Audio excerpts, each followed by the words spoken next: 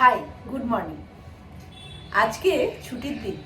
আজকে আমি একটা কাজ করব, সিনেমা দেখতে যাব নিজের সাথে। হ্যাঁ, নিজের সাথে। আপনারা কি কোনোদিন একা একা সিনেমা দেখতে গেছেন?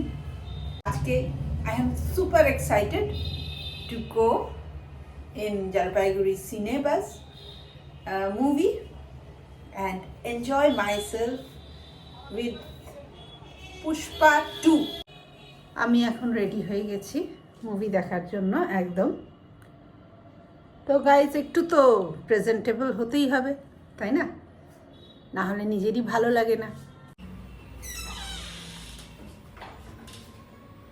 চলো, উকিলপাড়ার থেকে।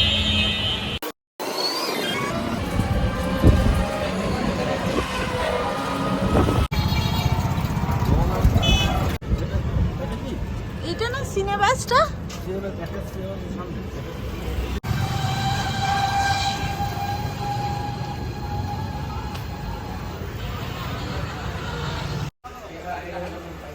হ্যাঁ,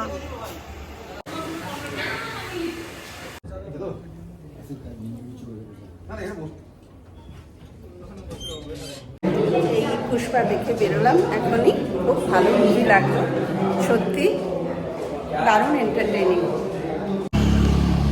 3.5 ঘন্টার মুভি, বসে বসে কোমর ধরে গেল। তাই আর টোটো নিলাম না, হেঁটে হেঁটেই বাড়ি যাচ্ছি। বেশি দূর না, 1/2 কিলোমিটার মতন।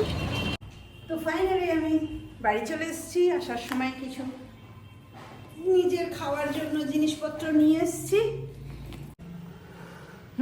এবারে চলে আসি কি দেখলাম। সত্যি অসাধারণ অ্যাক্টিং আর ভীষণ এন্টারটেনিং লেগেছে আমার। তো গাইজ, আমার এই একা একা সিনেমা দেখতে যাওয়াটা কিন্তু ভীষণ এনজয়িং হয়েছে। সত্যি আমি ভীষণ এনজয় করেছি।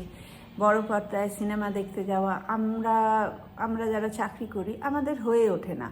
আর যখন সিনেমা দেখতে যাওয়ার ইচ্ছে হয় তখন মনে হয় এ যাচ্ছে না, ও যাচ্ছে না, এই করতে করতে কোনো হয়তো কম্প্যানিয়ন পাচ্ছি না।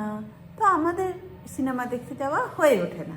তাই আমি ঠিক করলাম কি দরকার নেই, নিজেই যেতে পারি, কোনো অসুবিধা নেই। এই যে অভিজ্ঞতাটা আমার ভীষণ ভালো লেগেছে।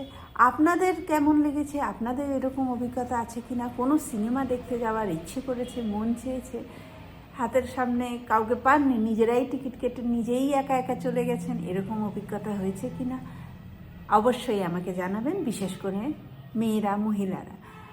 আমার এই মিনি ব্লগটা কেমন লাগলো আপনাদের আমাকে জানাবেন এবং আমার চ্যানেলটা সাবস্ক্রাইব করবেন, যাতে আমি আরও বিভিন্ন রকমের আমার এক্সপিরিয়েন্স, আমার লাইফে যেগুলো আমি করি আপনার কাছে তুলে ধরতে পারি।